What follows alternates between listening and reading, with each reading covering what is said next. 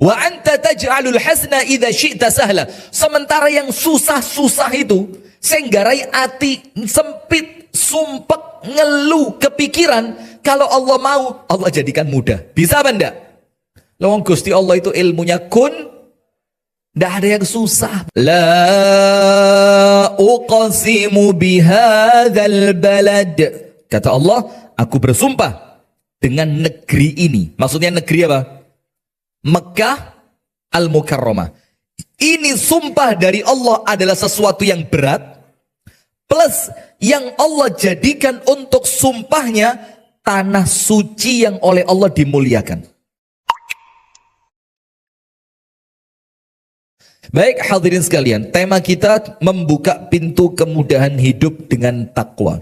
Tapi hati-hati, mudah itu bukan berarti sak kabeh gampang. Jangan diartikan mudahnya hidup itu tidak ada ujian sama sekali. Itu mustahil. Itu apa? Mustahil. Maka tadi malam saya ceramah sama Ustadz Umar Mita di Masjid Namira. Itu ada 2 bait syair rangkuman hidup yang saya baca.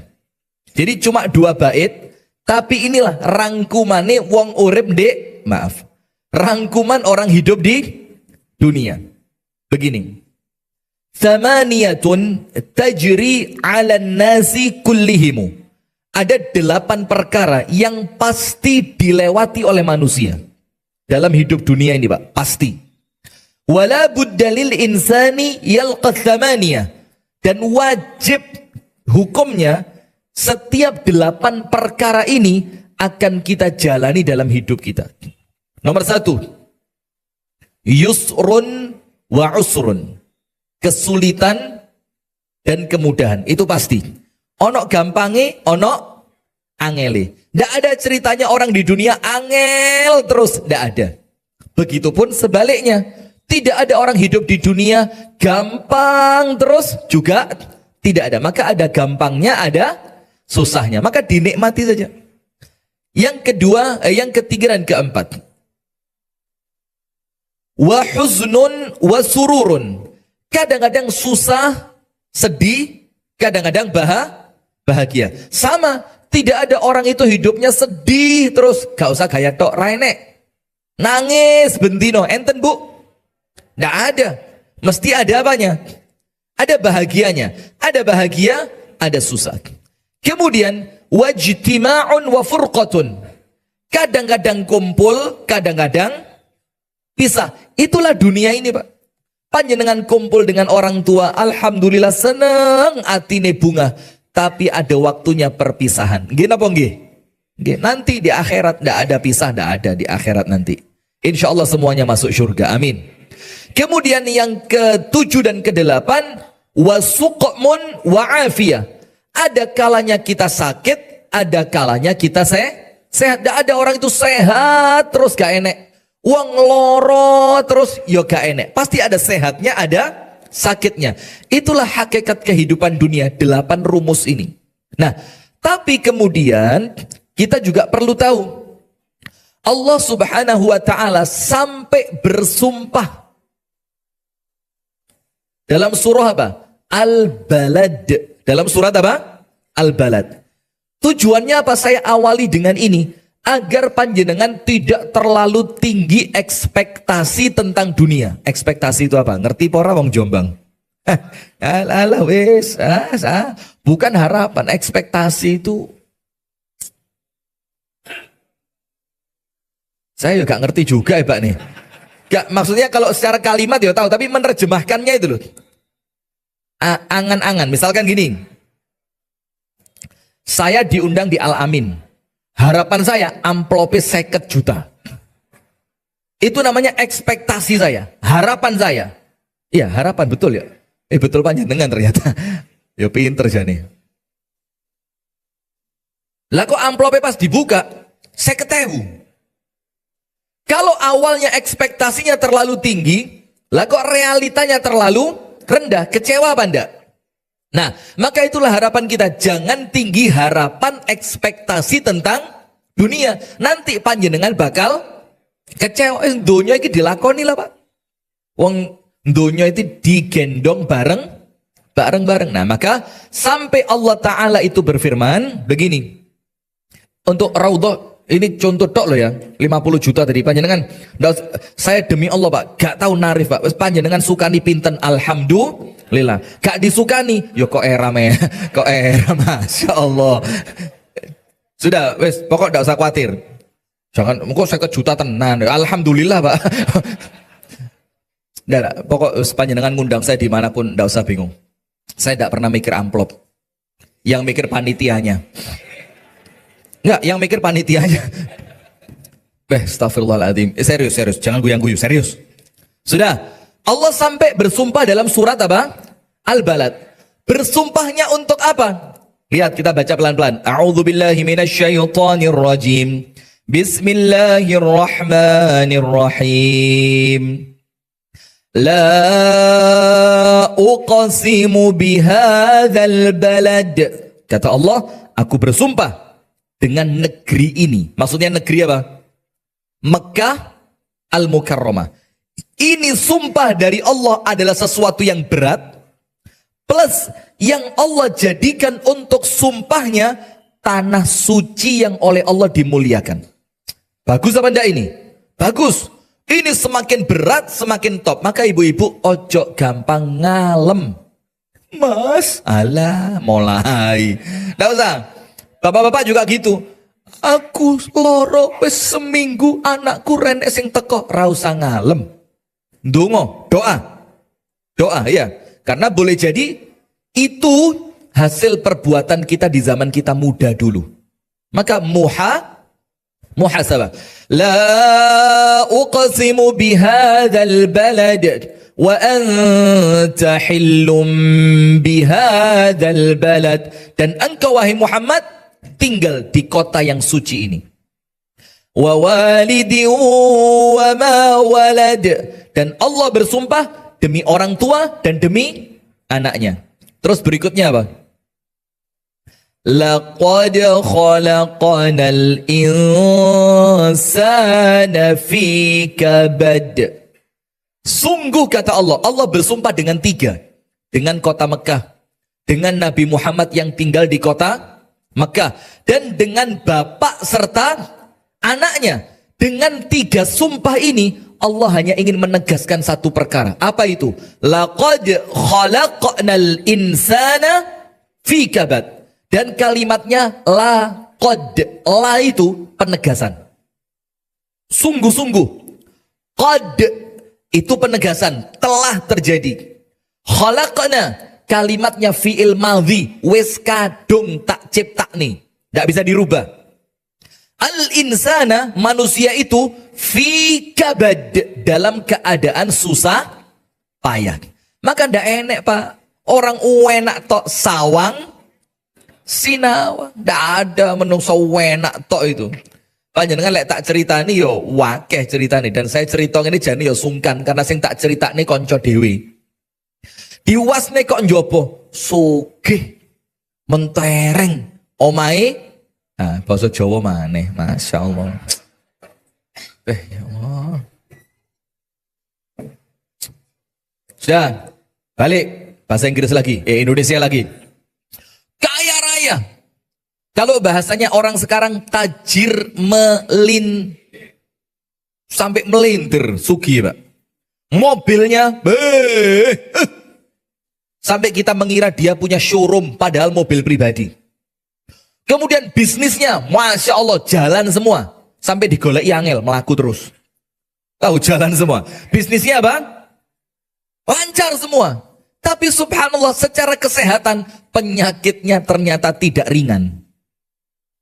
Itulah dunia ini. Jadi kalau panjenengan berharap dengan kalimat meraih kemudahan hidup dengan takwa, panjenengan berharap dengan materi ini urip panjenengan botenen Jawa maneh. Kena panjenengan itu loh ya. Sudahlah, tidak apa-apa, kadung wis ora apa-apa. Panjenengan dengan kalimat ini berharap hidup panjenengan tanpa ujian, ya panjenengan keliru. Karena apa? Allah bersumpah pasti manusia itu hidup dalam keadaan susah payah, bahkan sebelum kita dilahirkan. Panjenengan tahu kan buka YouTube itu, ada bagaimana perjalanan sel ovum, sel sperma itu rebutan, racing, wah, kebut-kebutan, nguber untuk bisa masuk kemana? Sel ovum, sel telur. Itu wis rebutan, Pak. Dari jutaan. Nanti lagi ketika di kandungan ibu kita, perjuangan lagi bagaimana bisa lahir sampai selamat. Nanti keluar lagi. Tadi malam ada ilmu bagus saya dapatkan dari Ustadz Omar Mita, panjenengan tak oleh-oleh. Orang itu kan takut mati karena apa? Belum tahu alam barzakh seperti apa kan? Itu ternyata ada ucapannya para ulama yang menganalogikan. Ra ngerti analogi. Saya lek guyu saya kira rada ngenyek, Masya Allah. Menganalogikan itu menggambarkan. Kenapa kok orang itu takut mati? Karena dia belum tahu keadaan di alam barzakh. Ternyata analoginya disebutkan oleh para ulama seperti janin di perut ibunya. Janin itu di perut ibunya gak gelem metu, Pak. Wes penak dek kene, anget, aman, ratau kebentuk, rasoro, mangan kari mangan, dikirim oleh Allah lewat tali pusat. Wes gak usah metu, kene penak. Dia tidak berharap keluar ke dunia karena dia merasa di alam rahim itu sudah begitu nyaman. Maka ternyata diberitahukan oleh janin-janin yang lain, ojo khawatir, donya ngono penak, enek ibu sing bakal gendong, enek bapak sing bakal ngelindungi. Engko lek ndek donya ngelihat pemandangan ijo-ijoan yang penuh dengan keindahan, ndek weteng ra enek-enake, tapi tetep bayi ndek kandungan bilang, "Emma aku mau metu, aku wis kadung penak, Ndek." Kene. Maka oleh Allah dipaksa keluar. Setelah dia keluar, nangis sebentar, kaget, "Loh, aku kok metu?" Nangis. Kan gitu. Tapi setelah dia keluar sebentar nangis kaget tadi, itulah kematian kaget, ya. Terus ternyata langsung digendong seorang ibu, disusoni. Dari yang awalnya rezekinya cuma satu tali pusar, nun sewu nggih, Allah ganti dengan 2 susu ibunya, yang sebelah kanan dan kiri. Dia mulai merasa seneng, walah bak nih enakan dunyo timbang rahim. Nah, seperti itulah orang yang meninggal itu nanti, Pak. Ketika panjenengan ini imannya bagus-bagus, nah ini wajahnya wajah iman yang bagus semua ini. Kecuali ibu-ibu. Oh ya podo, bagus-bagus semua ini. Insya Allah, amin amin. Ini surga tanpa hisab semua ini. Tapi kalau sama suami ya sing alon lek ngomong, rasanya tanya apa? Masya Allah. Sampai kadang-kadang bingung, ini yang suami yang mana, yang istri yang mana ini. Suaminya berani, ternyata istrinya lebih berani. Wong lanang ngono, Pak. Teman saya itu loh yang pakai baju hitam itu. Ngomong, Pak. Wong lanang lek disentak bojone goblok dadak. Asli. Langsung lola-lola, Pak. Aku sopo aku? Lagi ndek ndi? Loh, sampean sopo? Disentak mana ya, Pak? Ra usah acting. Oh iya. Wong lanang Masya Allah. Kesian orang laki ini. Sudah, kita lanjutkan. Nah, ternyata ketika dia masuk ke alam dunia, yang tadinya di alam rahim dianggap sing paling penak, ternyata dia ngerti, oh alah, tiba no alam rahim itu sempit, gak enek pemandangane, enak mek mangan tok gak tahu keluwen. Setelah dia pindah ke alam dunia, digendong sama ibunya, mulai ngerti kehangatan pelukan seorang ibu, disusoni sama ibunya, mulai ngerti ternyata ada makanan dari 2 jalur yang berbeda. Mulai digudo mbek bapake, dikudang mbek bapake, bercanda dengan kakak adiknya segala macam, dia telah ngerti. Nah, itulah hakikat orang kalau masih di dunia memahami tentang alam barzakh. Jadi tidak usah takut. Yo lek ibadah ya apik lho yo.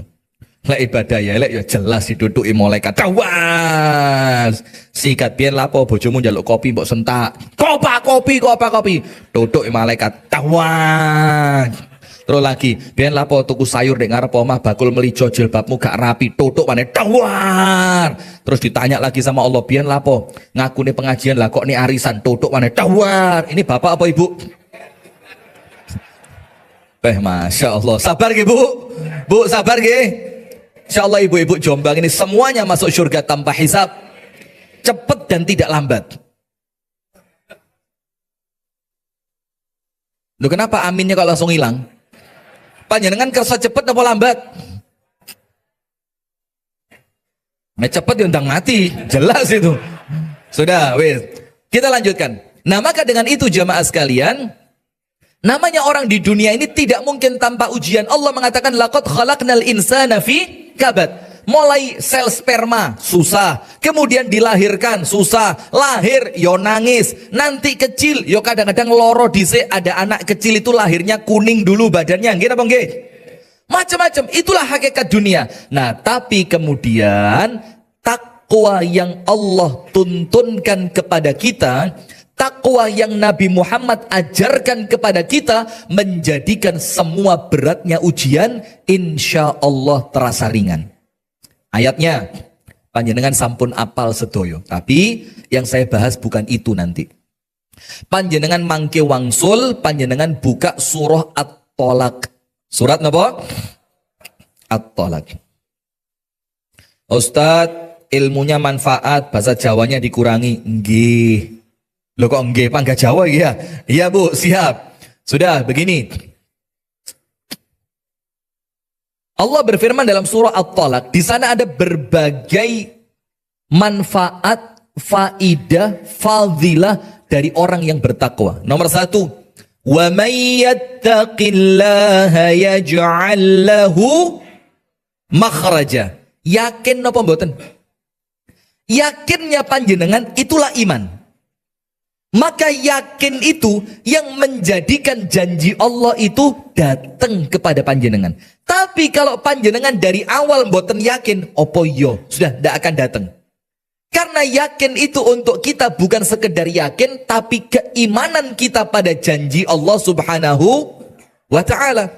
Maka ketika Allah mengatakan wa may yattaqillaha yaj'al lahu makhraja, orang yang takwa kepada Allah, makhraja, Allah berikan untuknya makhraj.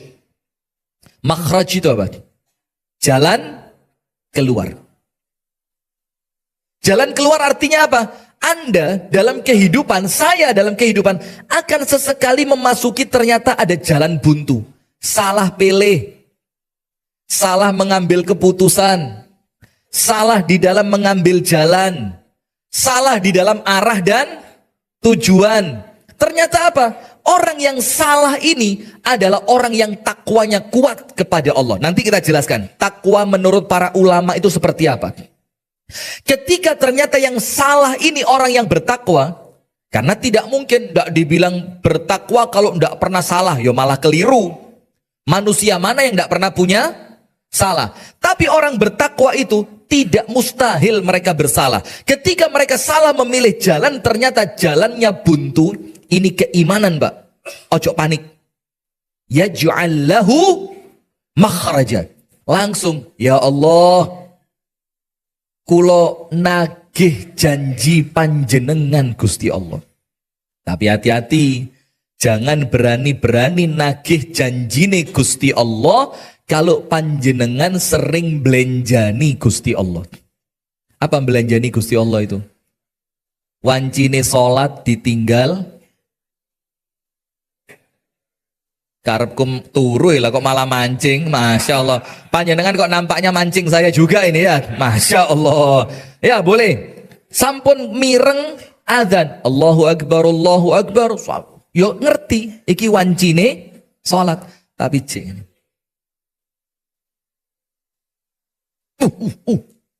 biasanya kalau pas denger adzan itu, iwae pas nyucuk, tul.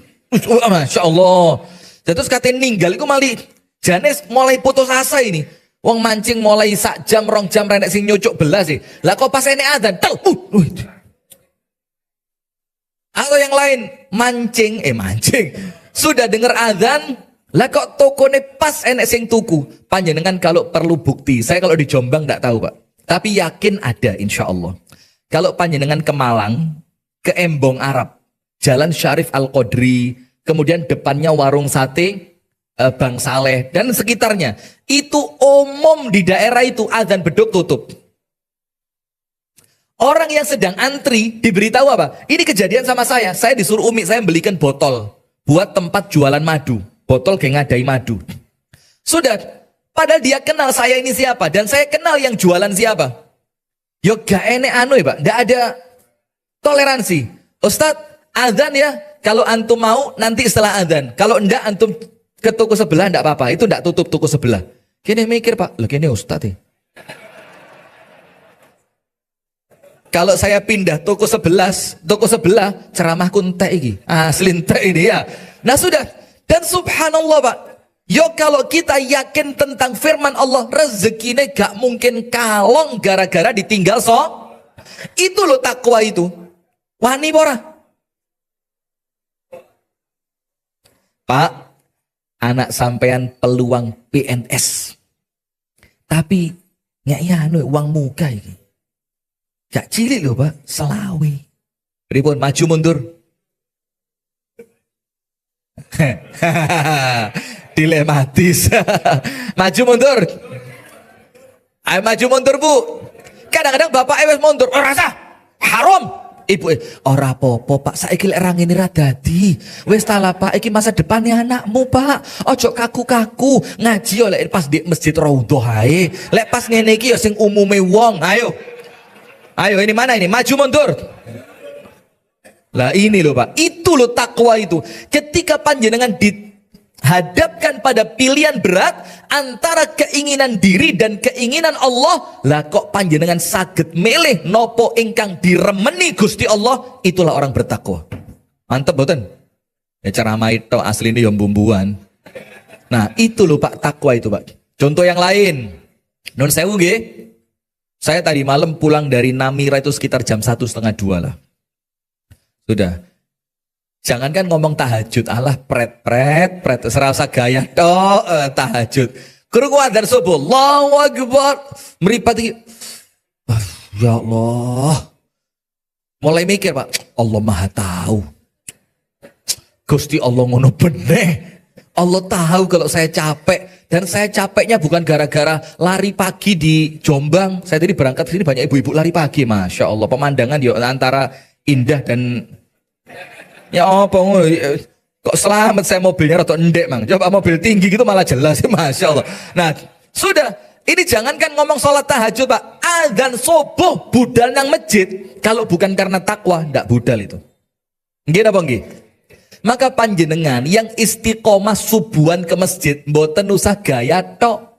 Kenapa? Panjenengan itu berangkat ke masjid tidak ada tantangan iblas. Jadi meripati wis melek, orang ngantuk maneh digawe turu ra kenek. Maka untuk model panjenengan ini subuh ke masjid yo istimewa, tapi tidak terlalu istimewa. Karena apa? Memang wis kebiasaan. Beda sama orang yang memang ngantuk harus ini pawol.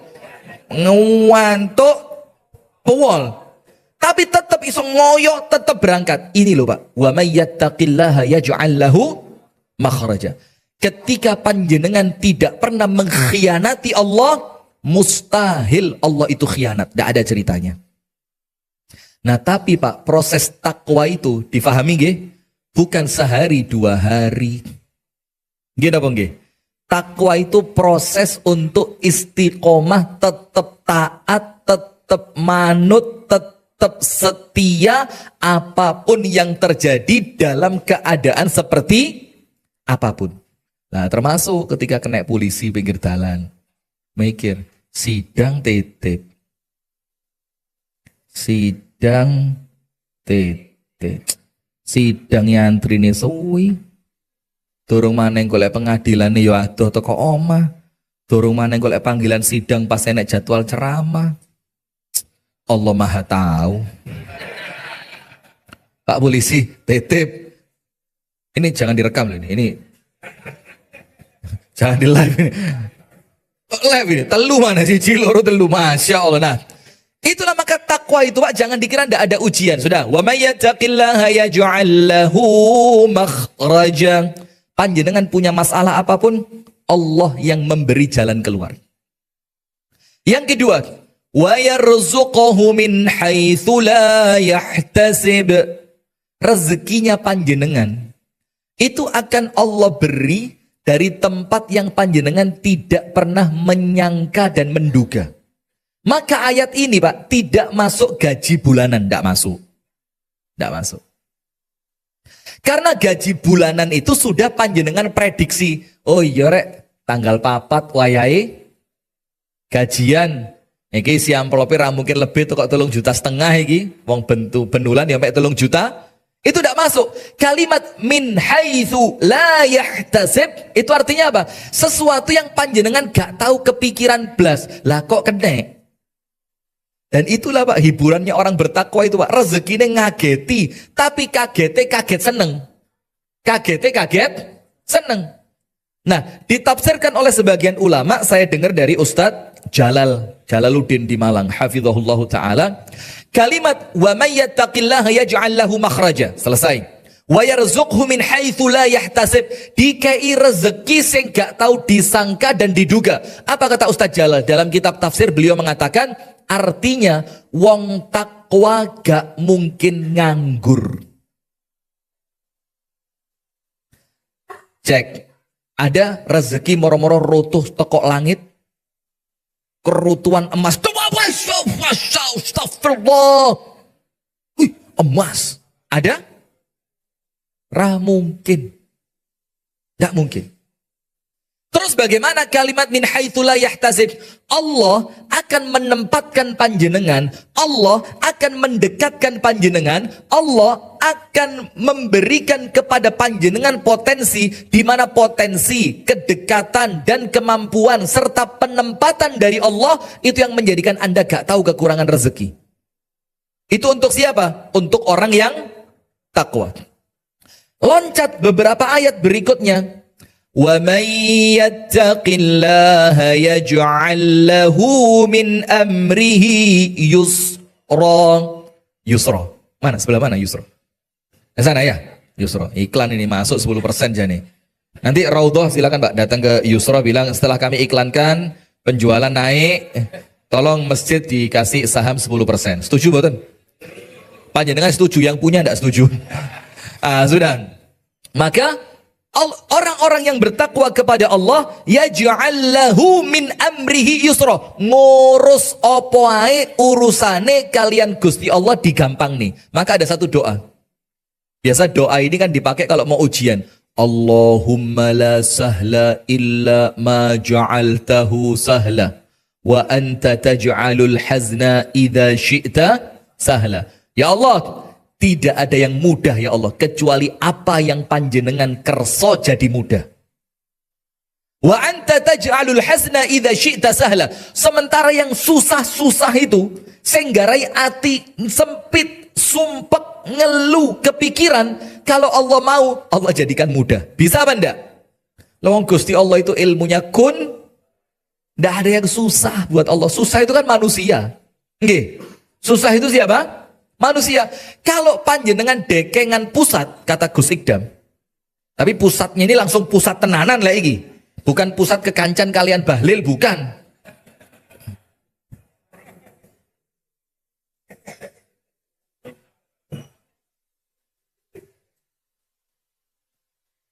Saya ngomong apa tadi? Enggak. Nah, maka pusatnya ini jamaah betul-betul pusat Gusti Allah. Maka jangan pernah ngomong susah, gak enak sing angel. Panjenengan tahu, sesuatu yang manusia mikir ndak bisa, untuk Allah dibikin gampang. Dan ini cerita Pak, guduk dongeng. Mekah, Baitul Maqdis, Sidratul Muntaha, balik ke Baitul Maqdis, balik ke Mekah, tidak makan waktu semalam. Itu kekuasaan Allah. Ada lagi cerita yang lain. Laut terbelah jadi dua. Ada lagi cerita mukjizatnya Nabi. Bulan dipecah dua, dibelah. Dan sekarang NASA mengakui. Dan kita orang Islam ya gak usah bangga dengan diakui oleh NASA. Saya tetap percaya kok. Iya apa enggak? Ingat Ustadz Ja'far Umar Tholib ceramah di sini. Tahun berapa itu? Saya datang waktu itu di sini. Di sini apa di Mojokerto ya? Itu beliau cerita, Pak. Oh, bukan di sini, Pak. Ada tiangnya masjid itu. Coba tiang masjid ini warna apa katanya? Jamaah bilang putih. Kalau Allah dan Rasulnya bilang hitam, Walaupun mata saya melihat putih, panjenengan semuanya ngomong putih, saya ngomong hitam. Masih panjenengan ngomong, oh Ja'far gendeng, rapopo. Sing penting aku boloan karo Gusti Allah. Nah, itulah takwa tadi. Jadi tidak ada yang mustahil. Susah itu untuk manusia. Nah, selesai. Sekarang kalau cerita tentang takwa, Pak, keajaiban orang bertakwa, kemudahan bagi orang bertakwa, panjenengan khatam. Tapi sekarang yang perlu kita tahu begini. Terus Ustadz, takwa sing tenanan iku apa? Jangan sampai kita ini wis kroso GR. Aku iki takwa. Wis 40 tahun subuhan dek masjid ra tau telat. Ramadan iku koncoku buka maghrib, aku mari terawih ket buka. Ya malah overdosis ini ya. Koncoku lek terawih maksimal 23, aku piro? 1337. Ngitungi lo piye, Masya Allah. Sudah. Sekarang kita mau tanya, takwa yang benar itu apa? Kita ini khawatir, jangan-jangan perasaan tok kita ini bertakwa. Sampai Nabi Muhammad itu mengingatkan apa? Ada orang lisannya ngaku iman, atine mboten iman. Enten mboten? Ya sama seperti itu. Orang bersyukur, endi jarine lek syukur nikmatnya ditambah. Aku syukuran nih. Nikmatku lah kok gak di mungkin itu cuma perasaan tok. Menurut Gusti Allah panjenengan tidak syukur. Menurut Gusti Allah panjenengan dereng Islam, dereng iman. Menurut Gusti Allah panjenengan dereng takwa. Karena kunci takwa nomor 1 apa? Ikhlas. Kunci takwa nomor 1 itu bukan amalan dulu, Pak. Kunci takwa nomor 1 itu apa? Madep, mantep marang Gusti Allah. Itu kunci takwa nomor 1. Kita ini kadang-kadang istiqomah subuhan 40 tahun hanya untuk dicerita-cerita nih, hilang langsung takwane buyar. Istiqomah sedekah Jumat berkah, ben Jumat ngei bungkusan sego nang masjid, ben Jumat petang puluh, pas entuk rezeki ditambahi sampai 100, hanya untuk bahan cerita. Kita ini wakaf tanah, bangun masjid, gawe pondok, bangun TPQ, gawe ngene, gawe ngono, hanya untuk bahan cerita. Kalau sampai ternyata ikhlasnya rusak, ojo sampai ngomong takwa. Pret. Bu. Yang bagus dalam Ustadz. Coba lagi ya. Bu. Ngalem biasa aja. Astagfirullah. Oh, Ustadz kok dirayu? Astagfirullahaladzim. Nggak tahu dia, saya sudah punya istri. Sudah Bu, ngomongnya yang tegas Bu. Dalam Bu. Wah kerengeram, Masya Allah. Serba susah ya. Sudah. Sekarang jamaah kita perlu tahu, percuma semua amalan fisik. Ingat loh ya, percuma itu bukan berarti kemudian panjenengan sudah ora usah, bukan. Tapi maksudnya apa? Diperbaiki. Diapain? Diperbaiki. Saya panjenengan sami, Pak. Niki mboten mesti sing ceramah luwe apik bayo panjenengan. Kalau saya tahu saya aslinya, Pak, mungkin gak ngaji sama saya panjenengan. Dan panjenengan juga kalau saya tahu aslinya panjenengan mungkin tak usir dari masjid ini. Gara-gara panjenengan rawuh, malaikat gak gelem lungguh di sini. Abu Hurairah itu pernah ngusir jamaah pengajian. Tahu ceritanya? Nah iki ngaji pirang tahun nih. Abu Hurairah itu dalam kitab-kitab hadis, termasuk kalau saya tidak salah dinukil oleh Imam Bukhari juga dalam kitabnya Adabul Mufrad, dalam bab memutus tali silaturrahim. Ada seorang laki-laki duduk di majelisnya Abu Hurairah. Yang Abu Hurairah radhiyallahu taala anhu itu dengar wong lanang iki medot Pak Dene. Memutuskan apa? Silaturahim dengan siapa? Pamannya. Dan ini di Jawa harus kita galakkan, Pak. Al-a'mam sonu aba. Paman, Pak Le, Pak D itu sederajat dengan bapak. Sederajat. Dan bibi, bude, bule sederajat dengan ibu. Itu hadisnya sahih. Maka kalau orang tua kita sudah meninggal, kita masih punya paman, punya bibi, yoiku diuri-uri. Nah sudah, maka Abu Hurairah ngelihat, loh, ini kan orang yang dicerita nih pedot karo Pak Dene.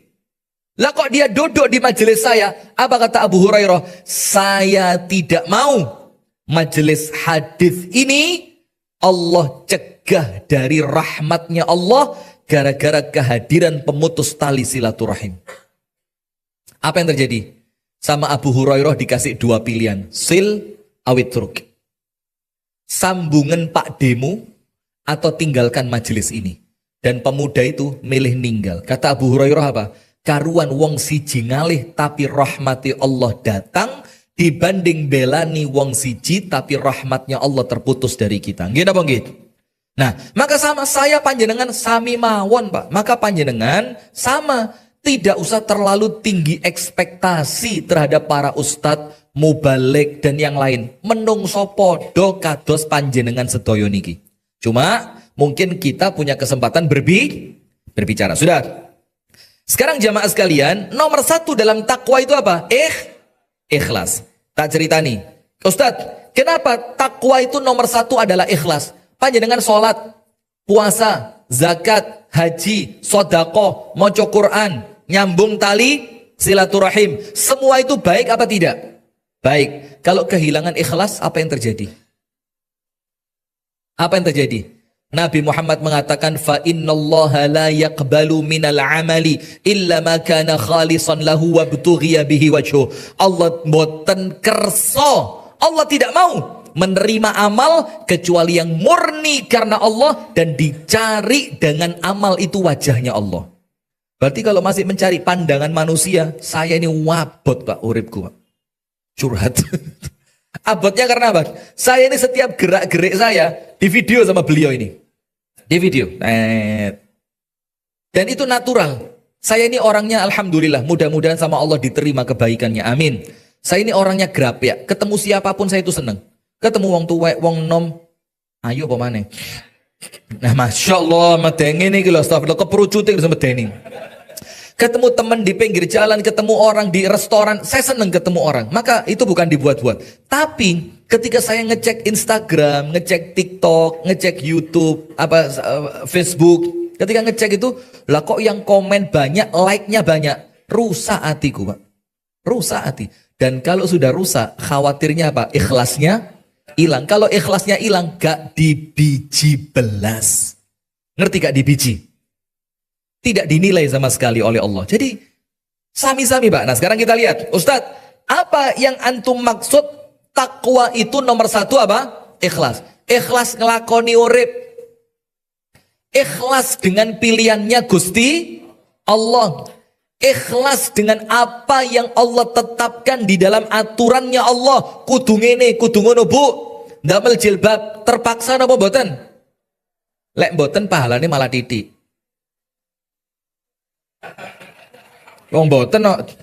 Ya memang tak cari salahnya memang, jangan khawatir ya. Karena biasanya kita salah terus di mata mereka. Mumpung saya ceramah, nah saya balik sekarang. Ngeten loh, contohnya ngeten. Ini Nun Sewu nggih. Ini contoh saja. Panjenengan tahu Cak Nun nggih kan, orang Jombang sini kan? MH Ainun Najib. Dulu ada pengajiannya namanya Padang Bulan. Walaupun ini jawaban-jawaban embongan untuk orang yang memang pantas dengan jawaban itu, tapi untuk panjenengan wis boten kelasnya.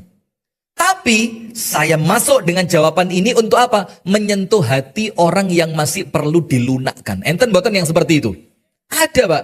Nggak semua orang Islam itu seperti panjenengan ini tahajudnya 11 rakaat wis 17 tahun ra tau pedot ini kan ya. Iya. Loh kok sombong kalian? Sudah. Terus ditanya, Cak, saya mau tanya, Cak, pripun, Cak? Kula niki salat nggih, salat, Cak. Tapi salat kula niki terpaksa ya, Cak. Beh lek rawat di neraka ora salat aku iki, Cak. Asli terpaksa, Cak. Bagaimana hukum salat saya yang terpaksa itu? Napa dawuhe Cak Nun? Luwe apik. Kaget ini jamak lu kok luwe apik. Lah wong salat terpaksa luwe apik. Padahal kalau salat itu dorongan hati, kan untuk kita itu yang lebih baik ya.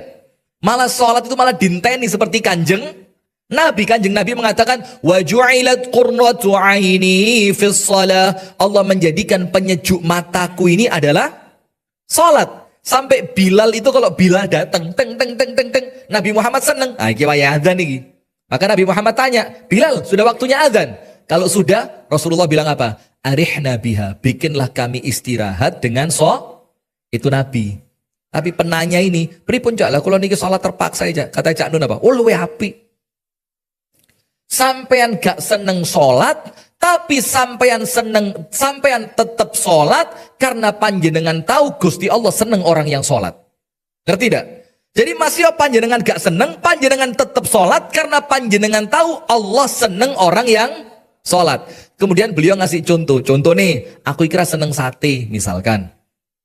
Datang ke rumah jamaah ini seneng. Saya datang ke rumahnya, bunga banget. Sampai disuguhi sate. Harapannya dia makanan paling lezat itu sate. Dalam keadaan dia tidak tahu saya tidak seneng sate.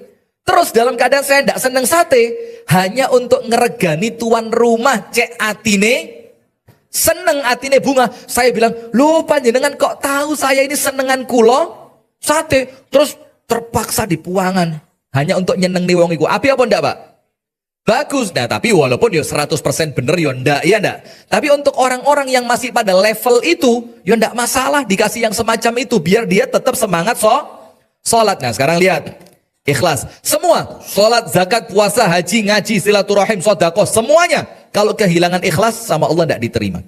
Kalau tidak diterima, makna takwanya masuk apa enggak? Ya enggak.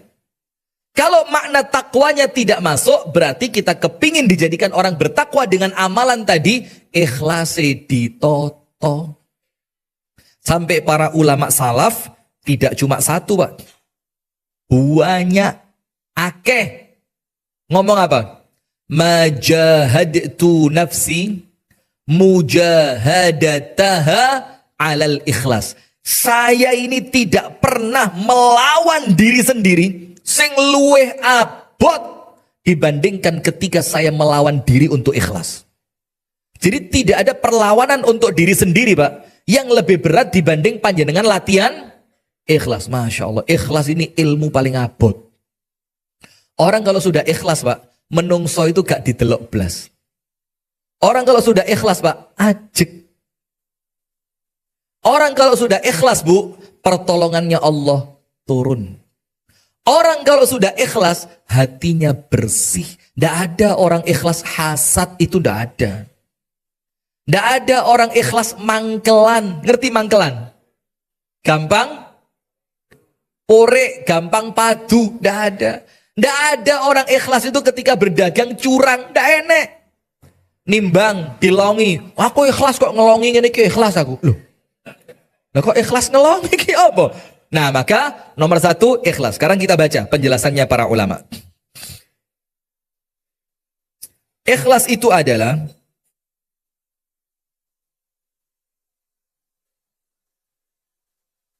dikatakan waqad qala lahu rajulun marratan. Ini ucapannya Sayyiduna Umar bin Abdul Aziz. Dan panjenengan silakan buka di kitab-kitab salaf tentang Umar bin Abdul Aziz. Siapa dia? Cicitnya Umar bin Khattab. Sinten, Bu? Panjenengan tahu, Umar bin Khattab punya anak laki-laki. Dinikahkan dengan perempuan yang tidak mau nyampur susu dengan air. Setelah dinikahkan sama Umar, muncul satu anak namanya Abdul Aziz. Maka Abdul Aziz ini cucunya siapa? Umar. Abdul Aziz punya anak lagi dikasih nama Umar. Maka Umar bin Abdul Aziz. Berarti Umar bin Abdul Aziz di sini khalifah yang paling adil di zamannya. Itu cicitnya Umar bin Khattab. Anak dari perempuan, cucu dari perempuan yang tidak mau nyampur susu dengan air. Maka bibit, bebet, bobot itu kayak bisa dihapusi. Tidak bisa dihapusi. Maka kalau kita merasa wis kadung kasep, minimal nanti kalau cari mantu sing apik. Nah, saya baca ucapannya Umar bin Abdul Aziz. Umar bin Abdul Aziz mengatakan, ditanya seseorang, mata yablughul abdu sanam at-taqwa atau sinam mat-taqwa atau sanamut taqwa. Wahai Umar, tolong ceritakan kepadaku, kapan seorang manusia itu mencapai puncak ketakwaan? Masya Allah. Kalau panjenengan dapat wali panjenengan, wali Jombang, nanti dihauli. Wali kota. Iya ya, wali kota ya. Jombang enggak ada kotanya kan? Iya. Kalau Kediri ada, Kediri wali kota, bupati ada. Kalau Jombang kan bupati aja ya. Sudah begini. Wahai Umar, kapan seorang manusia itu mendapatkan puncak dari ketakwaan? Jadi bukan lagi tertatih-tatih meniti anak tangga takwa, bukan. Tapi sudah sampai di mana? Puncak. Dengerin Pak, Bu. Ini nanti kalau panjenengan kepingin ngumbaleni, buka YouTube-nya dua ini bisa insya Allah. Begini kata Umar bin Abdul Aziz. Faqala, idza wada'a jami'a ma fi qalbihi min al-khawatir fi tabaqin. Orang ketika mencapai puncak takwa, itu contohnya begini. Ini, apa ini? Tidak ada mangkok di sini. Biasa saya kalau ke sini ada nasi kabulinya. Tapi mohon maaf, pagi ini saya langsung jalan, nggih. Jadi saya buatin sarapan di sini. Saya puasa.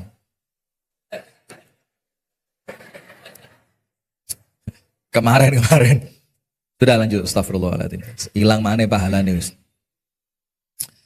Kata Umar bin Abdul Aziz, njuko mangkok. Ambillah apa? Mangkok.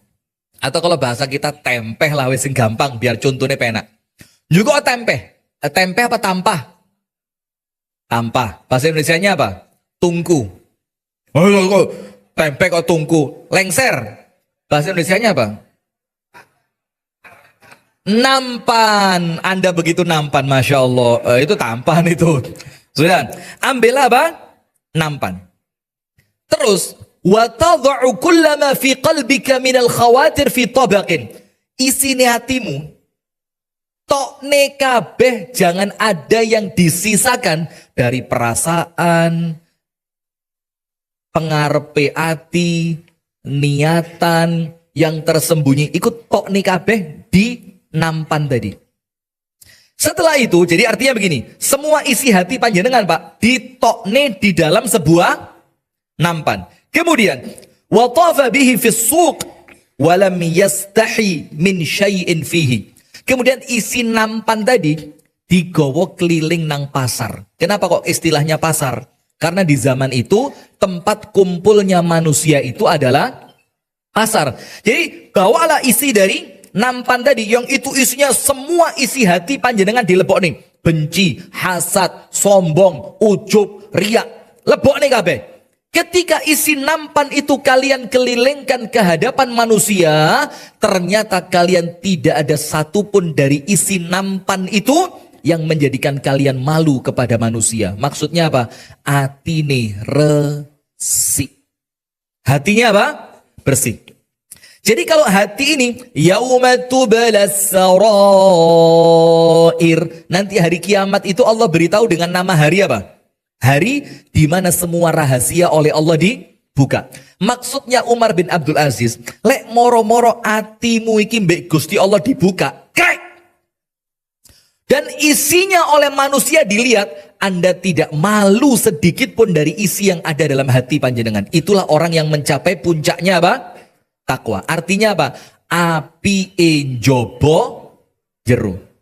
Api jero itu ikhlas, api jobo itu amalannya taat kepada aturan-aturan Allah. Nah sekarang penutup dari saya, jamaah sekalian, hati-hati.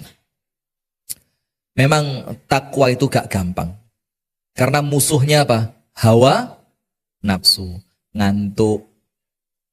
Mana yang ngantuk?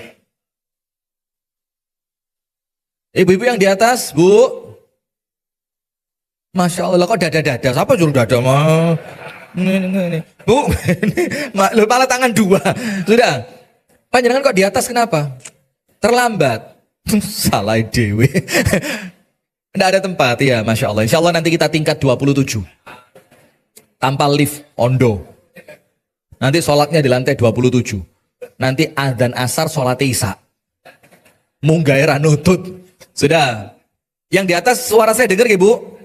Alhamdulillah, sudah. Maka takwa itu musuhnya apa? Hawa nafsu. Kadang-kadang kalau kita ini ngurusi nafsu, Pak, yo kepingin sugih, yo kepingin. Kadang-kadang lek wis kerja ngoyo ra sugih-sugih, lek nuruti nafsu, yo mbelani ngakali. Nggih napa nggih? Kadang-kadang maklaran, ayo maklar. ketika dititipi barang gak ngaku payune piro supaya keuntungan uang maklar lebih. Enten ngoten niku. Oh kata, oh sedoyo, masya Allah. Nah sudah, itulah kadang-kadang musuhnya itu dorongan hawa nafsu. Maka Abu Hurairah radhiyallahu anhu, ketika ditanya tentang takwa, takwa itu apa Abu Hurairah? Wis ngene, cek penak kata Abu Hurairah, tak kei contoh.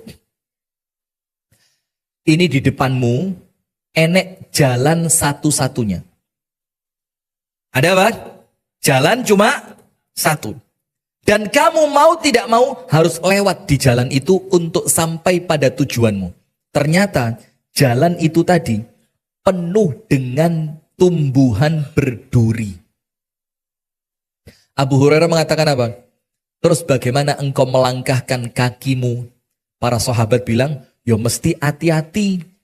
Sak durunge sikilku napak, tak delok dhisik enek rine opo ora. Kalau saya lihat ternyata tidak ada duri, saya tapakkan di situ.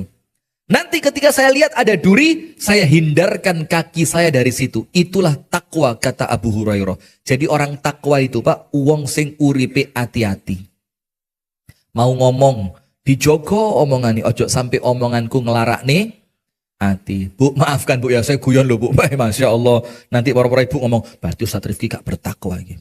Ngawelok nih ibu-ibu terus ya. Ketika dia ngomong, ditoto. Jangan sampai kaki kita ketika ngomong itu menginjak duri. Ketika mau bekerja, ditoto. Ojo sampai kecampuran harta yang haram.